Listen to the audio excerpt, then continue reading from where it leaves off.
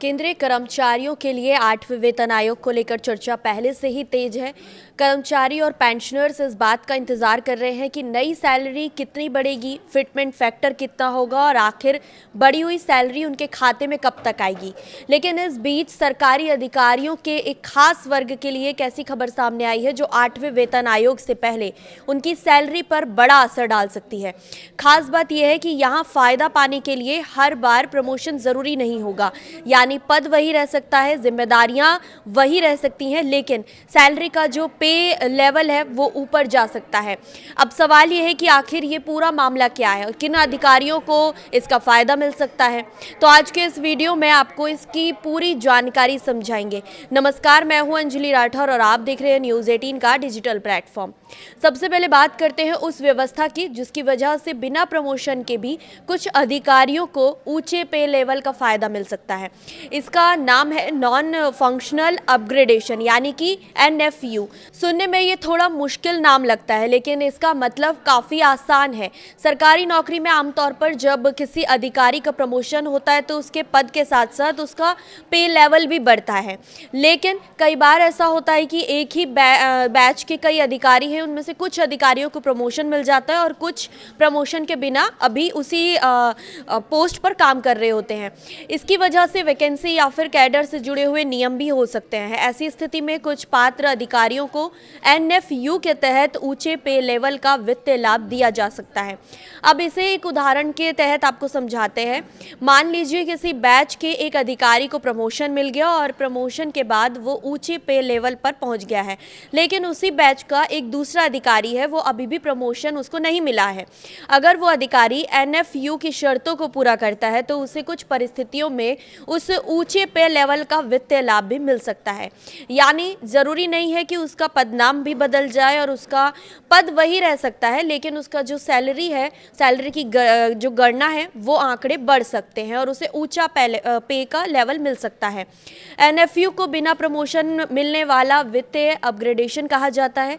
अब यहाँ एक बात समझना बेहद ज़रूरी है कि NFU का मतलब ये नहीं है कि हर सरकारी कर्मचारी को बिना प्रमोशन के अपने आप ऊंची सैलरी मिलने लगेगी। ये सुविधा खास नियमों और पात्रता के आधार पर मिलती है। मुख्य तौर पर इसका संबंध जो होता है वो ऑर्गेनाइज्ड ग्रुप ए सर्विसेज के अधिकारियों के लिए होता है। इसलिए अगर आप किसी सरकारी विभाग में काम करते हैं तो सिर्फ सरकारी कर्मचारी होने के आधार पर ये मान लेना सही नहीं होगा कि आपको भी NFU का लाभ मिल जाएगा। अब बात उस आदेश की करते हैं जिसके बाद इस मुद्दे पर जो चर्चा है वो और ज़्यादा तेज़ हो गई है। डॉप की तरफ से 26 मई 2026 को NFU से जुड़ा ऑफिस मेमोरेंडम जारी किया गया है और इस आदेश और लागू नियमों के तहत पात्र अधिकारियों को इसकी शर्तें और नियमों के बारे में बताया गया है। यही वजह है कि 8वें वेतन आयोग की चर्चा के बीच सरकारी अधिकारियों के लिए NFU का मुद्दा काफ़ी ज़रूरी हो गया है। अब आपके मन में सवाल होगा कि आखिर इस NFU के फ़ायदे कितने होंगे, तो इसका सीधा जवाब यह है कि इस बात पर निर्भर करता है कि अधिकारी किस पे लेवल पर है और उसे किस ऊंचे पे लेवल का लाभ मिलता है। उदाहरण के लिए अगर कोई अधिकारी प्रेजेंट में लेवल 12 पर काम कर रहा है और नियम के तहत उसे लेवल 13 का वित्तीय अपग्रेडेशन मिलता है, तो उसकी बेसिक पे की गणना उसके ऊंचे लेवल के हिसाब से ही होगी। बेसिक पे बढ़ने का असर सिर्फ मूल वेतन तक सीमित नहीं रहता है, बल्कि कई भत्ते भी बेसिक पे से जुड़े होते हैं। इसीलिए जो कुल वेतन है उस पर भी इसका असर पड़ता है। लेकिन यहाँ एक बात ज़रूरी है कि NFU को सीधे सीधे प्रमोशन मानना गलत है। प्रमोशन में पद, जिम्मेदारी और प्रशासनिक अधिकार बदल सकते हैं, जबकि NFU का फ़ायदा मुख्य तौर पर वित्तीय होता है। यानी कि अगर किसी भी कर्मचारी का जो प्रमोशन होता है वो उसकी पोस्ट के आधार पर होता है। पोस्ट बढ़ेगी तो सैलरी भी बढ़ेगी, लेकिन इस NFU के तहत आपका सिर्फ वित्तीय जो लाभ है वही आपका बढ़ेगा, सैलरी ही बढ़ेगी, आपकी पोस्ट नहीं बढ़ेगी। अधिकारी को ज़्यादा सैलरी का ही लाभ मिल सकता है, लेकिन ये ज़रूरी नहीं है कि उसका पद, नाम और काम और प्रशासनिक अधिकार भी उसके रेशियो में बदलाव आए। अगर आसान भाषा में समझा जाए तो पैसे बढ़ सकते हैं लेकिन कुर्सी बदल जाए ये ज़रूरी नहीं है। अब सवाल आता है कि आखिर एनएफयू का फ़ायदा किसे और किन शर्तों के आधार पर मिलेगा।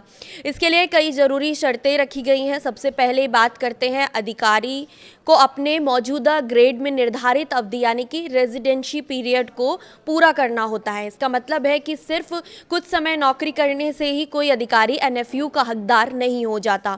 उसे संबंधित सेवा नियमों के तय अवधि को और दूसरी पात्रताओं को पूरा करना ज़रूरी होगा। दूसरी शर्त है अधिकारी का सर्विस रिकॉर्ड। सिर्फ इसलिए कि किसी दूसरे अधिकारी को प्रमोशन मिल गया है, हर व्यक्ति को एनएफयू के तहत उसको लाभ मिल जाएगा, तो ऐसा ज़रूरी नहीं है। पात्रता तय करते समय अधिकारी की सेवा संबंधी रिकॉर्ड और प्रमोशन के लिए निर्धारित मानकों को भी देखा जाता है, यानी कि अपार या फिर सर्विस रिकॉर्ड से जुड़े मानक पूरा करना जरूरी हो सकता है। अब जरा इसे 8वें वेतन आयोग से जोड़कर समझते हैं। यही वो हिस्सा है जिसकी वजह से अधिकारियों के बीच एनएफयू को लेकर दिलचस्पी ज़्यादा बढ़ गई है। फिलहाल केंद्रीय कर्मचारियों के लिए 7वें वेतन आयोग की पे मैट्रिक्स व्यवस्था लागू है। 8वें वेतन आयोग का गठन हो चुका है और आयोग की अपनी सिफारिशें देने के लिए सरकार को निर्धारित समय दिया गया है। लेकिन अभी ये तय नहीं है कि 8वें वेतन आयोग के तहत कितनी सैलरी में बढ़ोतरी होगी। सोशल मीडिया और कई रिपोर्ट्स में फिटमेंट फैक्टर को लेकर अलग अलग आंकड़े बताए जा रहे हैं, लेकिन कुछ जगहों पर 1.92 आंकड़े जो हैं इनकी चर्चा की जा रही है। लेकिन अभी ये तय नहीं है कि 8वें वेतन आयोग के तहत कितनी सैलरी बढ़ेगी। सोशल मीडिया और रिपोर्ट्स में कई फिटमेंट फैक्टर को लेकर अलग अलग आंकड़े सामने आ रहे हैं। कुछ जगहों पर 1.92 जैसे आंकड़ों की चर्चा भी हो रही है, लेकिन जब तक सरकार की तरफ से कोई भी फिटमेंट फैक्टर घोषित नहीं किया जाता तब तक इसे अंतिम संख्या मानना गलत होगा। इसलिए अगर आप कहीं पढ़ते हैं कि 8वें वेतन आयोग में निश्चित तौर पर इतना फिटमेंट फैक्टर मिलेगा और आपकी सैलरी इतनी बढ़ जाएगी, तो उस दावे को आधिकारिक घोषणा के बिना सच मानना गलत है। अब आसान तरीके से समझिए कि मान लीजिए कोई भी पात्र अधिकारी अभी अपने एक खास पे लेवल पर है और उसे एनएफयू के तहत ऊंचे पे लेवल का वित्तीय लाभ मिल सकता है। इससे उसकी बेसिक पे भी बढ़ सकती है। अब भविष्य में जब नया पे मैट्रिक्स और नया फिटमेंट फैक्टर लागू होगा तो सैलरी भी नए तरीके से बढ़ जाएगी। उसमें जो पात्रता होगी वो अहम होगी। इसलिए एक ही अधिकारी के लिए एनएफयू और 8वें वेतन आयोग दोनों का क्रम काफ़ी मायने रख सकता है, लेकिन इसका मतलब ये नहीं है कि एनएफयू मिलने वाले हर अधिकारी की सैलरी 8वें वेतन आयोग में अचानक बहुत ज़्यादा बढ़ जाएगी। असली बढ़ोतरी कई चीज़ों पर निर्भर करेगी, जैसे कि अधिकारी का मौजूदा पे लेवल क्या है, एनएफयू के तहत उसे कौन सा लेवल मिलता है और उसकी बेसिक पे कितनी है, सरकार नया फिटमेंट फैक्टर कितना तय करती है और नई पे मैट्रिक्स किस तरह से लागू की जाती है। अब एक और सवाल है कि अगर किसी अधिकारी को एनएफयू मिल गया तो क्या उसे प्रमोशन भी मिल जाएगा? तो ऐसा ज़रूरी नहीं है। एनएफयू और रेगुलर प्रमोशन दोनों अलग चीज़ें हैं। एनएफयू मुख्य रूप से वित्तीय अपग्रेडेशन से जुड़ा हुआ है, वहीं रेगुलर प्रमोशन में पद और जिम्मेदारी बदलने की प्रक्रिया होती है। इसलिए सिर्फ एनएफयू मिलने का मतलब ये नहीं है कि अधिकारी को प्रमोशन मिल जाएगा। इसी तरह से ये भी समझना जरूरी है कि एनएफयू कोई नई सैलरी स्कीम नहीं है जिसे 8वें वेतन आयोग ने शुरू किया है। ये एक अलग व्यवस्था है जिसका इस्तेमाल पात्र अधिकारियों को नियमों के तहत वित्तीय लाभ देने के लिए किया जाता है। 8वें वेतन आयोग और एनएफयू को आपस में जोड़कर देखा जाए तो लेकिन दोनों की जो प्रक्रिया है और नियम है वो दोनों अलग होंगे। अब बात करते हैं कर्मचारियों के लिए ये खबर इतनी ज़रूरी क्यों है। दरअसल 8वें वेतन आयोग को लेकर लंबे समय से सबसे ज़्यादा ये चर्चा इस बात की रही है कि बेसिक सैलरी कितनी बढ़ेगी। हर कर्मचारी अपने पे लेवल और संभावित फिटमेंट फैक्टर के आधार पर अपनी नई सैलरी का अनुमान लगा रहा है।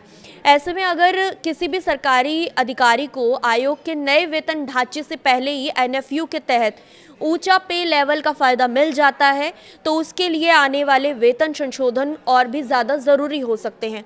कुल मिलाकर अगर आसान भाषा में इसे समझेंगे तो मामला ये है कि कुछ पात्र ग्रुप ए अधिकारियों को नॉन फंक्शनल अपग्रेडेशन यानी कि एनएफयू के तहत बिना रेगुलर प्रमोशन के ऊंचा पे लेवल का वित्तीय लाभ मिल सकता है।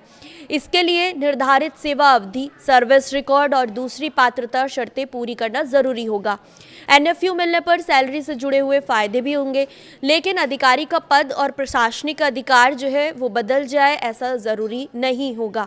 और अब वित्तीय जो 8वां वेतन आयोग है उसकी वजह से इस व्यवस्था को और भी ज़्यादा अहमियत मिल गई है, क्योंकि अगर किसी अधिकारी की बेसिक पे पहले से एनएफयू के ज़रिए बढ़ जाती है तो भविष्य में जो नया वेतन ढांचा लागू होगा उसकी सैलरी पर भी इसका असर पड़ेगा। लेकिन कितना असर होगा ये अभी तय नहीं है। इसके लिए 8वें वेतन आयोग की अंतिम सिफारिशों और सरकार के फैसलों का इंतजार करना होगा। इसलिए आप भी अगर केंद्रीय कर्मचारी हैं और 8वें वेतन आयोग का इंतजार कर रहे हैं कि उसके तहत आपकी सैलरी कितनी बढ़ेगी, आप हिसाब लगा रहे हैं कि फिटमेंट फैक्टर के हिसाब से आपकी सैलरी में कितनी बढ़ोतरी होगी, आपका पे लेवल, सर्विस रूल्स और पात्रता को आपको समझना ज़रूरी होगा। खासकर ग्रुप ए के अधिकारियों के लिए एनएफयू से जुड़े हुए नियम काफ़ी ज़रूरी हो सकते हैं। इसलिए अगर आप अपने विभाग या फिर सर्विस कैडर में एनएफयू का प्रावधान लागू होता है तो संबंधित सरकारी आदेश और अपने विभाग के नियमों के आधार पर अपनी पात्रता जांचें। फिलहाल इस वीडियो में इतना ही। नमस्कार।